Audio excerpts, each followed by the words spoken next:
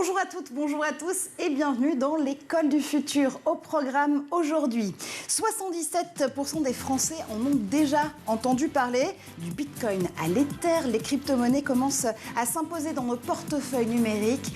Définition à suivre. Aujourd'hui, c'est Jeanne Dreyfus qui a une idée derrière la tech. Et Jeanne, le biomimétisme, c'est un peu la réunion de la nature et de l'art. Oui, le biomimétisme s'inspire du vivant pour créer des formes. Et on en parle avec toi évidemment dans quelques minutes. 2 fois plus d'entrepreneurs chez les moins de 30 ans en France. C'est l'encourageant indice entrepreneurial dans l'Hexagone selon BPI France. Cet indice qui mesure la part de la population française directement touchée par l'entrepreneuriat. Un esprit qui s'apprend dès l'école. Pour en parler justement avec nous aujourd'hui, Alias Emaille, tu es finaliste 2022 des prix Margaret. Catégorie Junior Europe, et tu nous parleras évidemment de ce projet qui te fait briller auprès de ce jury tout à l'heure. Bonjour à toi. Bonjour. Et Jean-Michel Dalle, vous êtes le directeur d'Agoranov, l'incubateur du programme Start-up à l'école. On va aller justement sur les bancs de ces écoles que vous animez avec des start-upers et des scale-upers tout à l'heure. Mais d'abord, focus. Alors vous faites peut-être partie de ces 30% de Français qui déclaraient il y a encore quelques semaines vouloir acquérir des crypto-monnaies. Mais si les fluctuations du Bitcoin, de l'Ether ou du Dogecoin ne vous parlent pas encore, Édouard Denuau vous donne un cours de rattrapage. En 2009, une nouvelle monnaie débarque dans le monde, son nom, le Bitcoin. L'inventeur de cette monnaie, dont l'identité reste anonyme, est connu sous le pseudonyme de Satoshi Nakamoto. La particularité de cette nouvelle devise, elle est entièrement virtuelle. La crypto-monnaie n'est pas centralisée, ce qui signifie qu'elle ne dépend d'aucune banque centrale ni d'aucune intervention gouvernementale.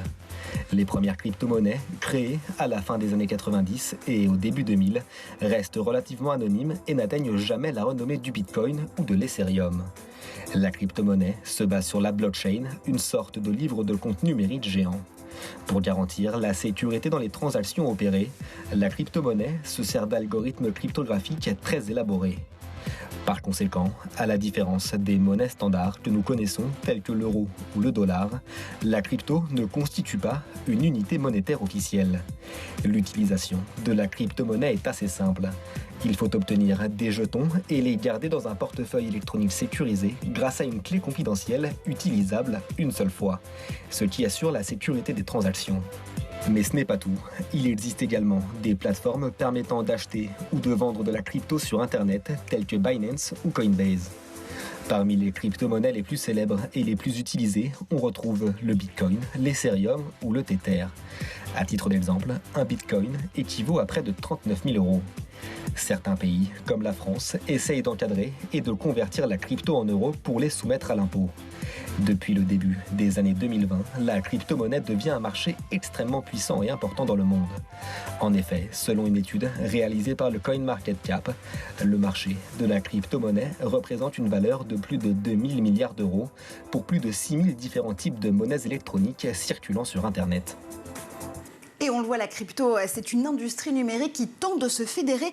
Jean-Michel Dalle, je vais faire appel à votre casquette de directeur général d'Agoranov. Évidemment, il y a 29 startups et scale-up françaises qui parient sur 100 000 créations d'emplois dans les 10 prochaines années. En tout cas, pour ce qui est de l'industrie des cryptos, on peut citer parmi ces entreprises françaises très connues Coinbase ou encore Ledger.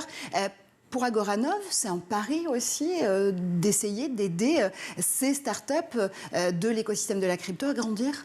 Absolument. En fait, on parie beaucoup, nous, sur la blockchain, plus que sur les aspects crypto-monnaie. Parce qu'en fait, la blockchain, pour vos auditeurs, c'est la technologie qui sous-tend tout ça, mais on peut s'en servir pour autre chose que pour des monnaies. Donc, par exemple, on avait incubé une start-up qui utilise ça pour certifier la provenance des produits alimentaires, parce qu'en termes de traçabilité, si demain je vais au restaurant, je voudrais avoir une preuve que ce que je mange c'est vraiment local. Donc il y a énormément d'applications de la blockchain sur laquelle on parie beaucoup aujourd'hui. Et on suivra évidemment ce développement avec vous, avec Agoranov. Mais tout de suite, la valeur n'attend pas le nombre des années de démonstration avec nos invités. Génération entrepreneur, tiens, ça pourrait être le slogan justement de cette génération d'entrepreneurs qui, selon l'INSEE, ont moins de 25 ans en France. Un entrepreneur sur 10 a moins de 25 ans en France, sont les chiffres officiels de l'INSEE pour 2021. Jean-Michel Dalle, vous dirigez justement l'incubateur Agoranov. Ce sont 500 startups, 5 licornes à votre actif. Et depuis 2015, cette envie d'entreprendre, vous la communiquez avec un programme spécifique qui s'appelle Startup à l'école. Concrètement, ça consiste en quoi? En fait, vous avez tout dit. D'accord, okay. Drop the mic. La jeune génération a un vrai appétit pour l'entrepreneuriat et l'innovation. Nous, on le voit tous les jours dans l'incubateur. Et en même temps, ça ne servait à rien aujourd'hui parce qu'il n'y avait pas de connexion vis-à-vis de l'éducation.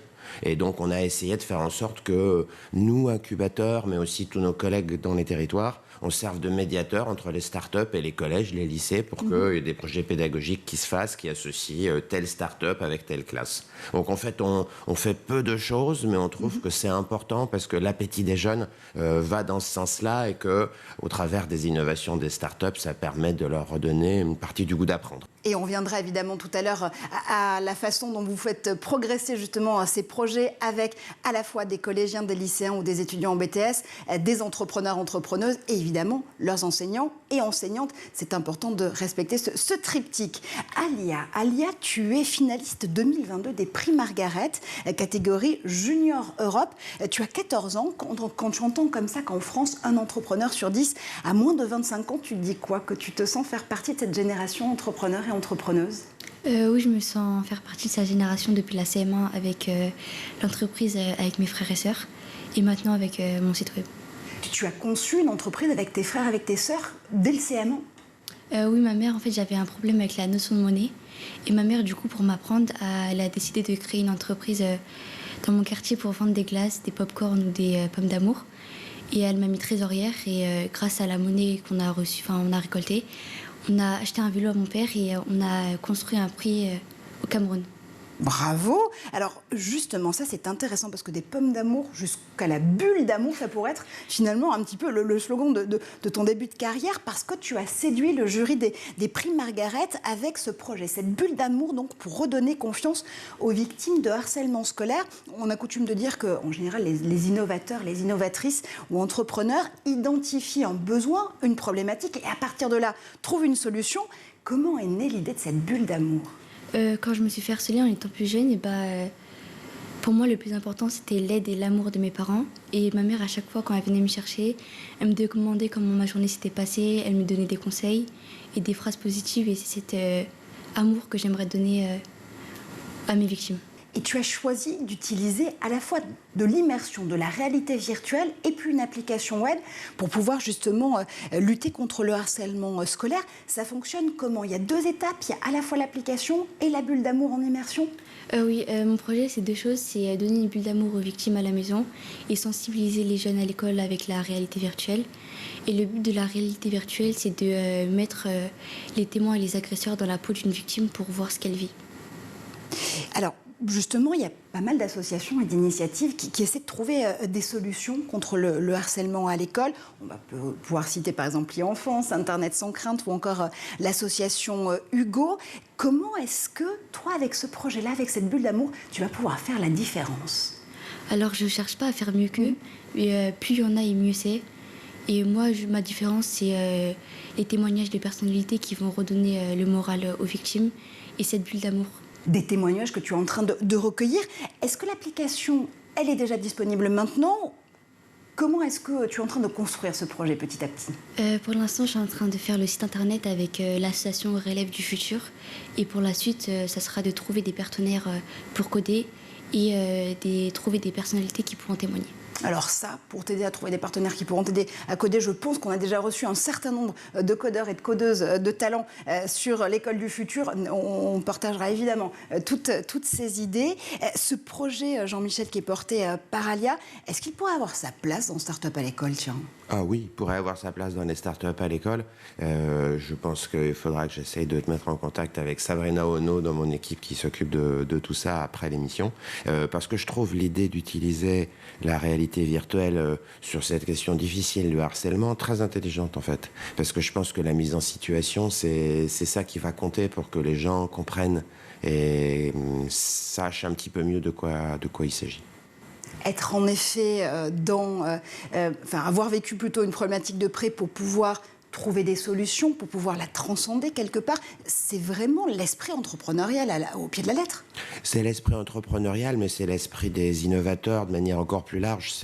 On est face à un problème et on essaye de trouver une solution. En fait, c'est ce qu'on fait, vous et moi, tous les jours, je crois, au quotidien, avec souvent des plus petites solutions, mais des fois, on trouve des bonnes solutions et on voit passer, nous, chez Agoranov, depuis maintenant 20 ans, énormément de fondateurs qui sont animés par ce désir-là, et c'est à tous les âges. Et c'est qu'on soit collégien, lycéen, à l'université ou plus tard, on est tous animés par cette envie de proposer des solutions. Puis des fois, on a envie de les porter un peu plus loin.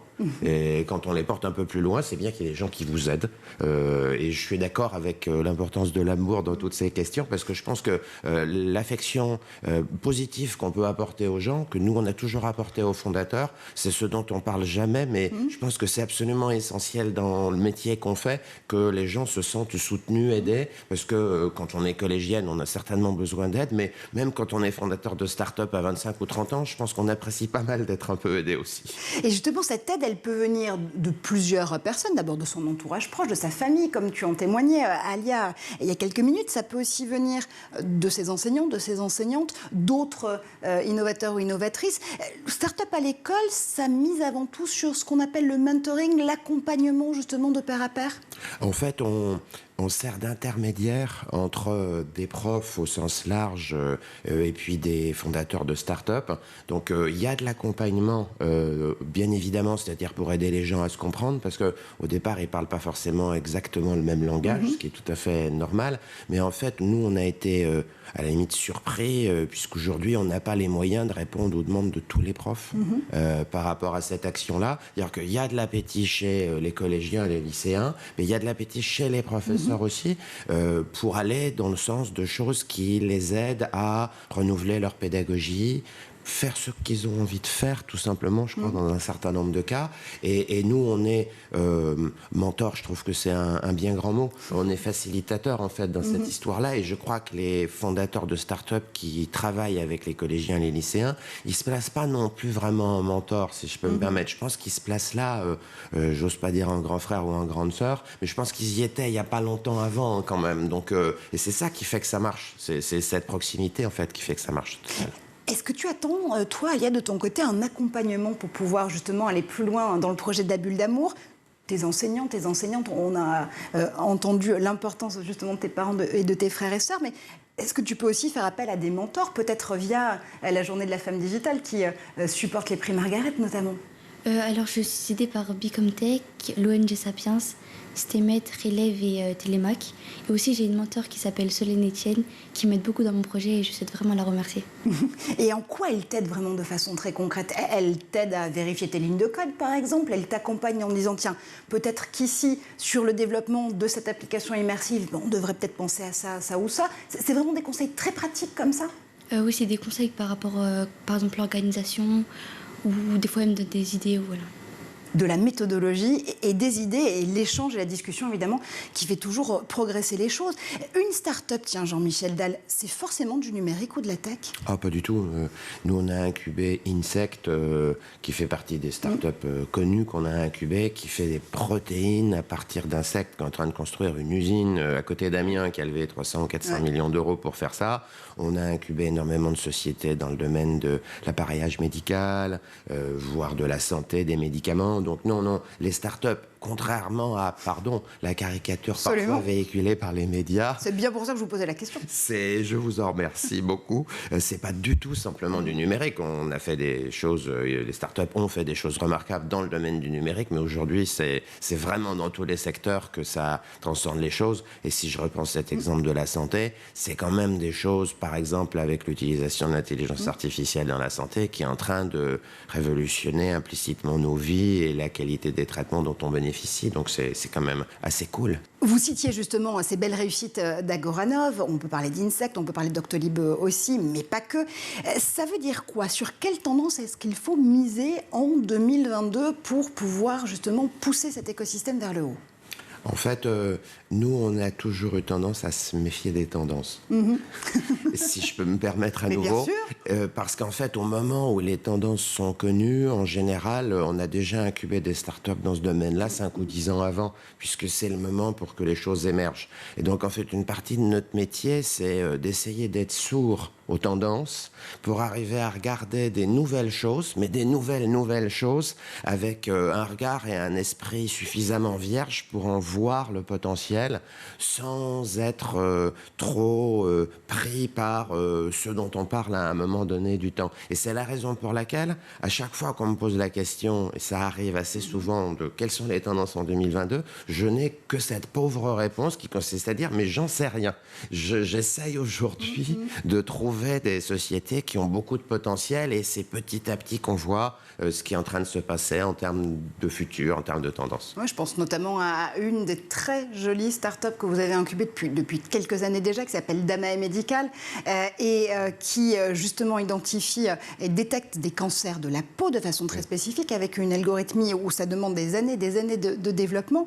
Et bien justement, à Damae Medical, c'est aujourd'hui qu'on en entend parler, j'allais dire, sur la scène plus médiatique des startups et de l'écosystème français, puisqu'elle vient d'opérer une très belle levée de fonds. Donc on le voit, l'innovation, ça prend du temps, c'est pas un coup de baguette magique. Non, enfin, je veux dire, on aimerait bien disposer de baguettes magiques. Je suis preneur si quelqu'un l'a trouvé, mais effectivement, ça prend du temps. Et Damae, c'est une magnifique entreprise à laquelle on a cru très tôt, avec une équipe de fondateurs et une fondatrice CEO absolument géniale, et qui est susceptible de faire en sorte que quand on veut vous enlever un grain de beauté, très concrètement, on puisse savoir tout de suite s'il y a une tumeur ou s'il n'y en a pas. Donc c'est une révolution pour notre santé.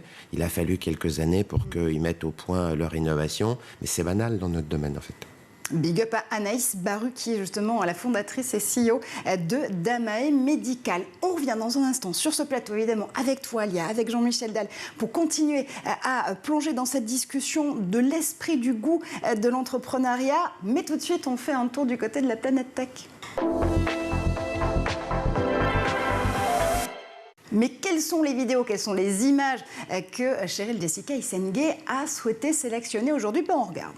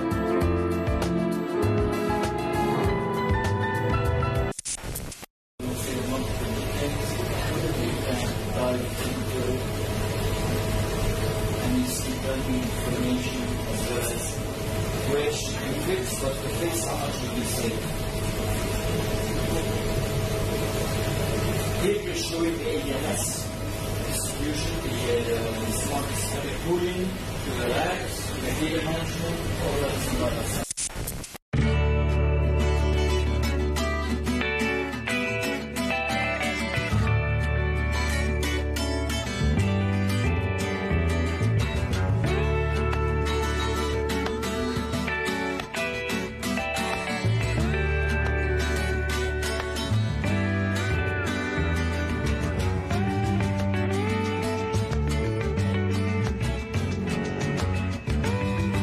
selon ces images, c'est presque du biomimétisme. Ça tombe bien parce que dans un instant, Jeanne Dreyfus va justement nous en parler. Vous avez bien compris, on est de retour sur le plateau de l'École du Futur, toujours avec Alia Semi, finaliste 2022 des prix Margaret catégorie Junior Europe, et avec Jean-Michel Dalle, le directeur d'Agoranov et incubateur du programme Start-up à l'école. Allez, tout de suite, Jeanne Dreyfus a une idée derrière la tech.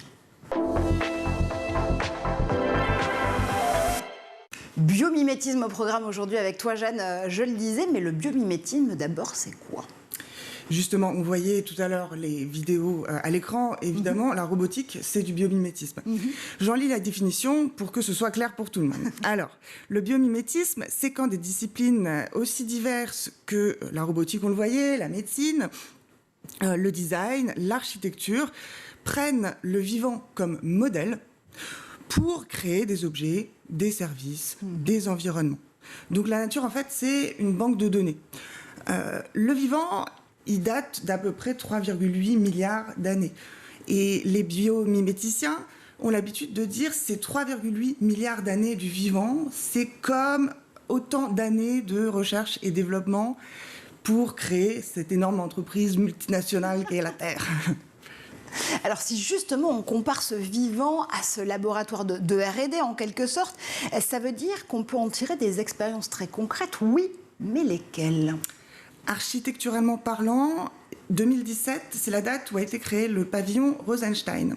Donc on le voit, le pavillon Rosenstein, il a été créé par l'architecte Daria Kovaleva, par l'ILEC, qui est un laboratoire à l'université de Stuttgart, qui est vraiment hyper novatrice dans ce domaine-là, du biomimétisme. J'ai rencontré, en fait, moi, pour comprendre en quoi cette architecture est inspirée du vivant, son architecte ingénieur, qui est Marc Immense, qui, en fait, lui, est responsable de créer cette matière qui s'inspire du vivant. Le pavillon Rosenstein part de cette question-là, parce que Julius Wolf, qui était un médecin, un des premiers à prendre le fémur d'un être humain et à regarder le fémur comme un système. Et ce système, quand on regarde en fait le fémur, est constitué de parties pleines sur les côtés et de parties inhomogènes à différents gradients à l'intérieur. Donc, en effet, il se sert du fémur pour savoir comment sont distribués en fait les points de matière les plus fortes pour distribuer les poussées, les forces dans une structure. Par exemple, il va aussi utiliser pour créer un béton en fait très poreux l'oursin et son squelette qui en fait est de plus en plus poreux en fonction de ses pointes pour justement aussi gagner de la matière. Et avec ça, il économise 60% de matière. Donc c'est énorme et ça peut promettre des économies énormes. Oui, absolument. Ça veut dire que quand on s'inspire de la nature, quand on s'inspire du vivant, il faut aussi prendre ces leçons. Économie rime avec écologie. Tout à fait. Parce qu'en fait, un des ouvrages dont s'inspire ce garçon, Marc Immense, c'est un ouvrage de Rudowski. Lui, il parle des animaux qu'on est tous, on est des animaux bâtisseurs. À savoir, en fait, à part le castor et l'homme, tous les animaux sont des bâtisseurs rationnels. Le castor et l'homme, on est un petit peu foufou, on s'arrête jamais de traîner. Tous les autres animaux utilisent la matière qui est nécessaire pour créer quelque chose d'une façon totalement économique. Rien de plus, rien de moins. Donc, ça, c'est quelque chose qui a traversé l'histoire de l'architecture. Je parle de Frei Otto, qui est en fait quelqu'un qui a créé toute une expérimentation à partir de bulles de savon qui va en fait contraindre avec des différents moyens pour voir comment créer cette espèce d'architecture en fait de toile avec exactement ce qu'il faut de matière. Et c'est, dans toute l'histoire de l'architecture, quelque chose qui va passer de Buckminster Fuller à un architecte extraordinaire qui a fait la géode à Paris, à partir d'une structure très simple, comme on peut le faire dans la nature, un triangle, et qui va répéter en rond pour faire la structure la plus légère, mais autoportante. Et on a eu, à gauche de l'image, une image qui est un dôme géodésique, mais quand on se rapproche de l'architecture, on se rend compte que c'est quoi ? Là, on est sur une image qui n'est pas tout à fait adaptée, mais on passe à l'image suivante. Voilà, Buckminster Fuller à droite, le dôme géodésique, et à droite, une image d'un dôme beaucoup plus naturel dont on s'approche. Et de quoi s'agit-il? Quand on regarde l'image suivante, il s'agit de verre à soie. En réalité, c'est une structure qu'a créée l'architecte Neri Oxman, qui en fait fait appel ensuite au verre à soie pour dessiner tout l'ensemble, pour construire tout l'ensemble de la structure. C'est-à-dire que ce sont les hommes, en gros, les architectes qui créent la structure, mais ce sont les animaux qui font tout le taf, quoi. C'est ça. Et c'est en même temps un peu démiurgique, c'est-à-dire que Neri Oxman, qui est cette architecte et designeuse assez incroyable, elle veut non pas créer un design inspiré par la nature, mais en fait, elle veut passer à l'étape quasiment suivante, c'est-à-dire créer une nature inspirée par le design. Donc c'est... Wow. Et là, justement, je suis tombée sur un article qui est assez intéressant sur le sujet, porté par Michael Pauline, qui est aussi un des chantres de ce domaine du biomimétisme, qui nous dit qu'en fait, on s'est trompé. Ouais. En pensant que l'économie durable, ça nous amenait là où on devait aller. Lui, il dit qu'il y a quelque chose d'intrinsèquement problématique dans le fait de dire que faire du durable et donc impliquer que le mieux auquel on puisse aspirer, c'est la neutralité, ça suffit pas. Il faudrait en fait créer une architecture qui bénéficie à la nature. Donc là, c'est quelque chose d'autre, une autre étape. Est-ce que c'est utopique quand même de penser tout ça, de se mettre dans les pas de ces architectes qui voient justement le monde tout simplement par les yeux de la nature? C'est utopique et en même temps c'est un peu réel aussi. Je veux finir cette chronique avec donc l'architecture qu'a faite Michael Pauline, dont on vient de citer l'article. Dans le désert du Sahara, il a un projet qui s'appelle Sahara Forest Project. Et il s'inspire pour ça de ce qu'on appelle la Namibian Beeple. C'est une sorte de scarabée du désert qui, grâce à son dos, récolte de l'eau. En fait, elle a des pics hydrophobes.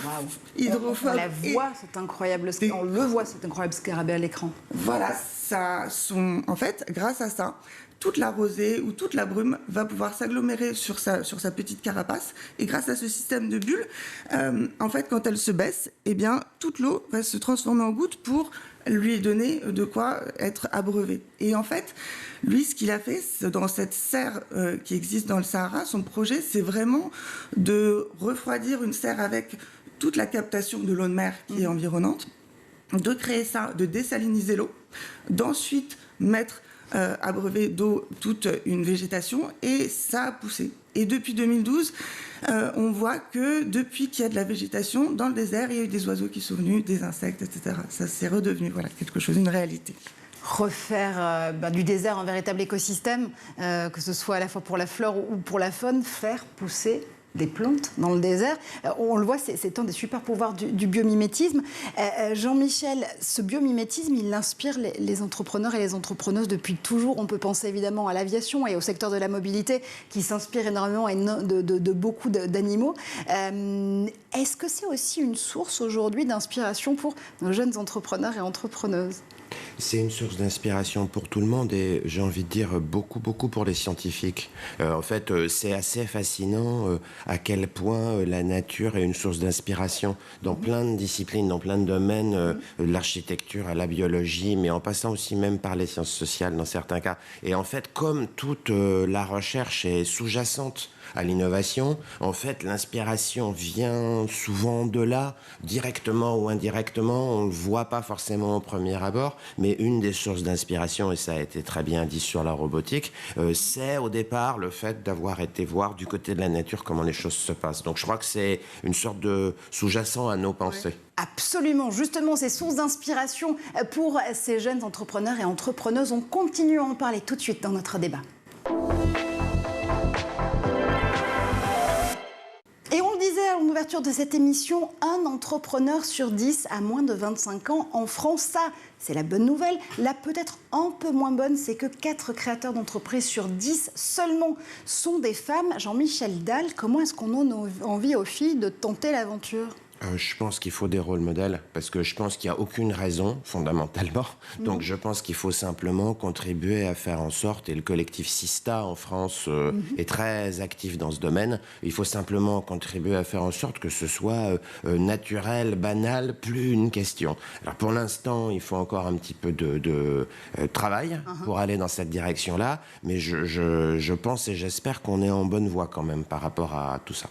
Oui, on le dit souvent, hein, dans l'école du futur, on est revenu notamment sur le fait que les filles décrochent visiblement en maths dès le lycée aujourd'hui avec la réforme du bac. On a aussi reçu énormément de personnalités ici de la diversité et qui poussent ces questions notamment de mixité vers le haut. Je pense notamment à Caroline Ramad pour 50 in Tech, à Aurélie Jean, qui est une vraie figure aussi des data science.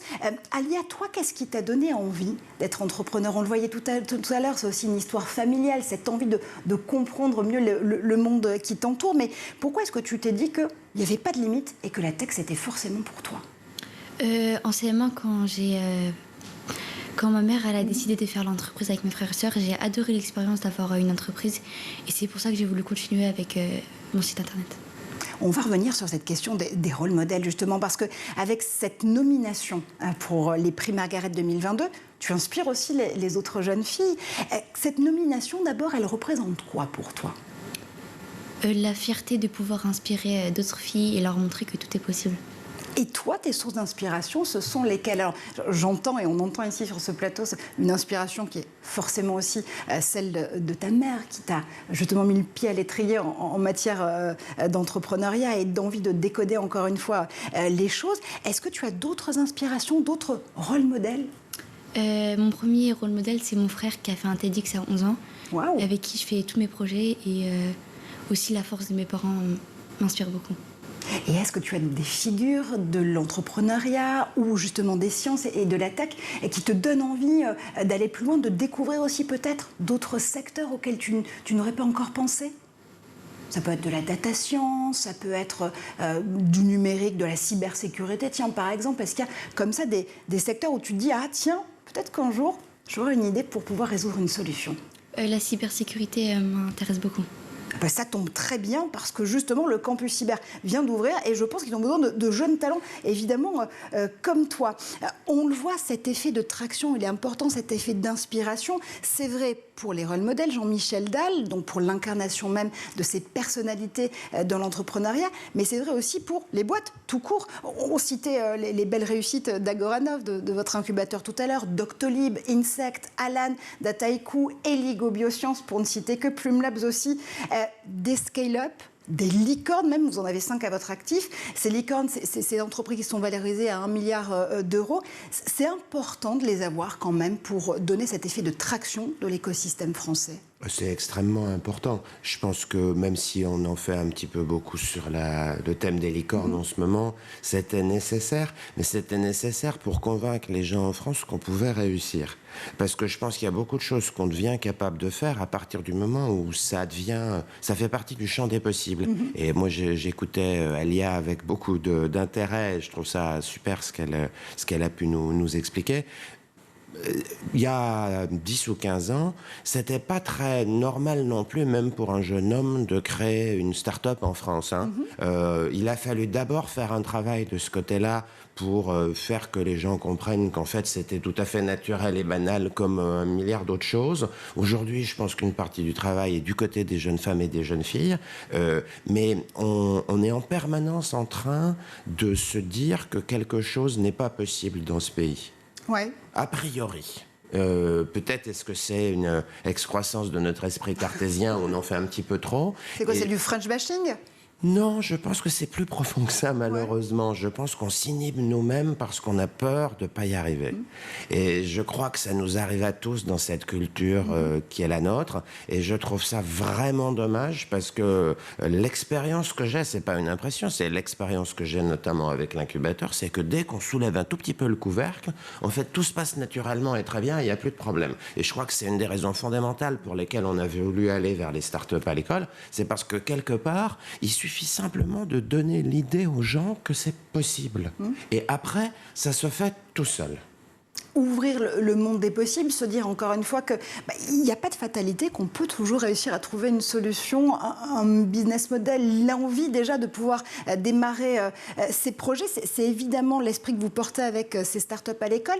Concrètement, ça donne quel type de projet une fois que vous mettez justement en contact, encore une fois, ces innovateurs, innovatrices, ces profs et ces élèves? Ça donne des choses extrêmement variées. Ça donne des jeunes gens de 4e qui vont faire des yaourts à base d'algues à partir des travaux d'une start-up qu'on avait incubée qui s'appelle Algama. Ça donne des drones qui vont servir à transporter un défibrillateur pour des élèves de terminale. On fait exprès, j'ai envie de dire, de faire en sorte que ça puisse s'adapter à toutes les disciplines, y compris les disciplines commerciales quand il s'agit de travailler sur le déploiement international, par exemple, d'une start-up.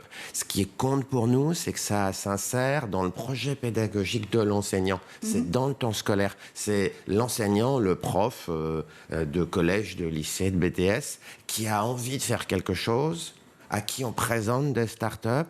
Et c'est après de cet alliage-là que vient l'idée du projet pédagogique qui a pour vertu d'être a priori plus intéressant pour des jeunes que des choses, sans vouloir critiquer, que dans le système éducatif, d'après ce qu'on me raconte encore aujourd'hui à la maison. Bon, voilà, on essaye de mettre aussi de l'intérêt, de la motivation dans tout ça, parce que c'est ça qui compte, je crois. Ça fait partie aussi de ce qu'on appelle aujourd'hui la pédagogie 360. Comment est-ce qu'avec une problématique qu'on a envie de résoudre, apporter une solution, un yaourt aux algues par exemple, on va pouvoir à la fois utiliser de la biologie, du commerce aussi. On va pouvoir utiliser de la création, du design, là aussi. Jeanne en parlait tout à l'heure avec le biomimétisme appliqué à l'architecture. Comment est-ce que je mets en action toutes les matières que j'apprends et comment est-ce que finalement on se rend compte qu'on fait partie d'un écosystème d'apprentissage? C'est ça, Jean-Michel? Oui.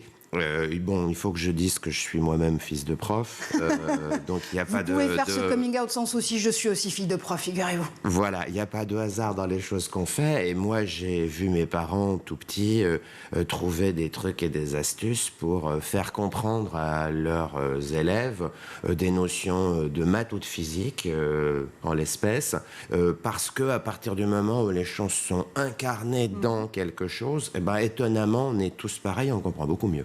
Et donc, je pense que ces formes de pédagogie que vous citez, qui se développent aujourd'hui, en fait, elles reposent aussi sur des principes très simples qu'il ne faut pas perdre de vue. C'est quelque part l'incarnation des notions, des concepts, le fait que ça parle aux gens. Ça compte, ça aide à la compréhension. Et moi, le premier, il y a énormément de choses dans ma vie que je n'ai comprises et que je ne comprends qu'à partir du moment où je mets les mains dedans et où je vois concrètement et je dis « Ah, oui, j'ai compris. » Ben, c'est pareil. C'est QFD. Alia, avec la bulle d'amour, avec à la fois ton application web et ton expérience immersive, là aussi, ça te permet de mettre en action plusieurs des savoirs, plusieurs des cours que tu as pu avoir à l'école. Il y a à la fois, évidemment, de la créativité, il y a à la fois cette envie de lutter contre le harcèlement scolaire. Est-ce que tu peux reconnaître, toi, identifier certains des cours que tu as eus dans ton parcours scolaire et qui t'aident justement aujourd'hui à pouvoir porter ce projet de la bulle d'amour? En Histoire Géo, on a travaillé sur le harcèlement scolaire et du coup, j'ai pu montrer à mes camarades que lutter contre le harcèlement scolaire, c'était vraiment important. Et on le fait justement grâce à ce très beau projet de la bulle d'amour. On parlait tout à l'heure de French bashing, Jean-Michel. C'est parce qu'on aime bien aussi s'autoflageller, quand même, soyons francs, en France. Est-ce qu'il y a des, alors je vais parler en gros mots de la tech, la Startup Nation, qui sont meilleurs que nous sur le plan de cette envie, l'envie d'avoir envie, cette graine d'entrepreneuriat qu'on peut justement donner aux collégiens, aux lycéens, aux étudiants de BTS? En fait, je dirais plutôt qu'on a un esprit critique très développé. C'est un bel euphémisme, en effet. Si vous me permettez. Je pense que c'est malheureusement assez juste, je crois. Et je pense que ça nous empêche souvent de faire des choses, et ça nous empêche de voir nos succès à partir du moment où ils sont là. Le phénomène de l'entrepreneuriat et de l'innovation dans la jeune génération, il est vraiment mondial. Que j'aille à Tunis ou à Bucarest, il y a une communauté entrepreneuriale qui est dynamique, développée. Donc je pense qu'aujourd'hui, c'est le monde entier, grâce à la jeune génération, qui bouge sérieusement dans cette direction-là. Et du côté de la France, on a à la fois ces petits handicaps que j'ai cités précédemment. On a aussi, je pense, un immense goût pour la créativité et pour les nouvelles choses, dans tous les domaines. Enfin, jusqu'à présent, c'était dans presque tous les domaines, puisque finalement, dans le domaine économique, c'était presque un petit peu moins le cas que dans le domaine de la culture, des arts, etc. Et je crois que le pari qu'on a fait chez Agoranov, ça consistait à penser qu'il n'y avait aucune raison pour que cette créativité et ce goût pour la créativité ne s'expriment pas aussi dans le domaine des startups, de l'économie, et jusqu'au collège et au lycée. C'est-à-dire jusqu'aux jeunes générations qui, aujourd'hui, ont des codes, des environnements qui sont extrêmement différents de ceux qu'on a connus et que je pense qu'il faut accompagner dans leur, je sais pas comment dire, leur mûrissement, leur développement personnel pour que tout le potentiel que cette génération peut avoir puisse s'exprimer vraiment. Oui, absolument. Et quand justement on parle de ce projet Start-up à l'école, je sais qu'aujourd'hui vous appuyez sur plusieurs académies différentes. Si on est prof, si on est élève, si on a envie de dire tiens, peut-être que Start-up à l'école, c'est fait pour nous, comment est-ce qu'on arrive à vous proposer de participer à ce parcours pédagogique? Alors c'est très facile de nous contacter via le site web des Start-up à l'école et on peut aller sur notre chaîne YouTube aussi pour voir des vidéos, des projets, des réalisations des années précédentes. Et oui, les Start-up à l'école, c'est dans une quinzaine de territoires en France aujourd'hui déjà, grâce à des collègues partenaires, incubateurs, accélérateurs, Technopole, C2EI, French Tech, etc. Parce que les écoles, elles sont dans les territoires et les start-up, elles sont aussi dans les territoires. Et que le tropisme, parfois un petit peu trop parisiano-centré qu'on peut avoir, il n'a pas lieu d'être quand on parle d'école, évidemment, mais pas non plus quand on parle de start-up. Oui, pas non plus quand on parle d'incubateur. Évidemment, vous êtes à la tête d'Agoranov, qui est un des incubateurs qui fait le plus briller cet écosystème numérique, et pas que Deep Tech aussi, santé également et environnement. Aujourd'hui, vous diriez qu'il y a un incubateur qui fonctionne, c'est un peu du prêt-à-porter en fonction du projet qu'on peut porter en matière de tech. Est-ce qu'il faut choisir son incubateur, en gros, quand on est entrepreneur ou entrepreneuse, comme on a envie qu'il soit mené? Oh, il faut choisir son incubateur ou son accélérateur. D'ailleurs, dans certains cas, l'un n'est pas exclusif de l'autre, puisque nous, on travaille beaucoup avec plein de collègues dans l'écosystème qui vont avoir des programmes plus spécifiques, qui sont complémentaires des nôtres. Bien sûr, il faut dire et répéter aux entrepreneurs et aux fondateurs qu'il faut choisir l'incubateur vers lequel on a envie de se tourner. Il faut, quand on a un projet innovant, choisir qui sont les mentors, avec qui est-ce qu'on va discuter. En fait, c'est extrêmement banal. C'est très très important, je pense. Être bien accompagné, ça aide aussi à pouvoir porter ces projets le plus loin possible. Je reviens en conclusion de cette émission sur ces sources d'inspiration, parce que évidemment, Alia, tu en es une pour nous aujourd'hui dans l'école du futur, avec ces prix Margaret 2022 qui mettent ton projet La Bulle d'amour à l'honneur, mais pas que. Toi, tu es jeune talent pour l'Europe, pour le jury des prix Margaret. Il y a aussi l'Afrique qui est mis à l'honneur avec la journée de la femme digitale. Les autres projets des autres jeunes filles qui portent justement ces prix et ces projets, tu les as un petit peu regardés. Est-ce que certains t'inspirent? J'ai un peu regardé et ils m'inspirent beaucoup, ils sont très intéressants et je les félicite beaucoup pour leur projet. Et c'est ça aussi l'entraide, c'est ça aussi le fait de se dire que en s'entraidant, tout est possible, et en supportant les projets les unes des autres, là aussi on peut aller très loin. Merci infiniment Alia d'avoir fait un tour sur le plateau de l'école du futur. On te souhaite bon courage et on croise les doigts pour les prix Margaret, pour toi et les jeunes talents Europe de ces prix 2022. Merci infiniment Jean-Michel Datte d'être venu sur le plateau de l'école du futur, là aussi pour nous parler des startups à l'école, et puis on reviendra évidemment sur les belles réussites d'Agoranov et les entreprises que vous portez. Merci infiniment Jeanne pour cette source d'inspiration qui est le biomimétisme. Je crois que d'ailleurs ce sera ton thème de la semaine tout court. Merci à vous de nous avoir suivis. On se retrouve très vite en plateau et sur tous les réseaux sociaux avec le hashtag l'école du futur. Restez connectés.